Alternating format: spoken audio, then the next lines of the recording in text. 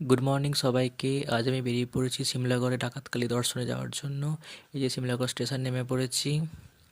Station থেকে বেরিয়ে চলে এসেছি টোটো স্ট্যান্ডে। 10 টাকা ভাড়া দিয়ে টোটো করে চলে এলাম সোজা মায়ের মন্দির। এই যে মন্দিরের পাশ থেকে ডালা কালেক্ট করে দাঁড়িয়ে পড়েছি লাইনে। আজকে ভিড়টা অনেকটাই ছিল, শনিবার। এই যে এই যে চলে এসেছি মায়ের একদম কাছে। ভালোভাবে দর্শন করে নাও, মনস্কামনা জানাও মাকে। পুজো দেওয়া কমপ্লিট আমার। মায়ের সঙ্গে একটু ফটো তুলে নিচ্ছিলাম। মন্দিরের পাশটা একটু ঘুরে দেখে নিলাম। সবাই এখানে ধূপবাতি জ্বালাচ্ছে, আমরাও জ্বালিয়ে নিয়েছিলাম। ভিড় অনেকটাই কমে এসছে। এবার মন্দির বন্ধ হয়ে যাওয়ার সময় হয়েছে, সেই জন্য ভিড়টা অনেকটা কম।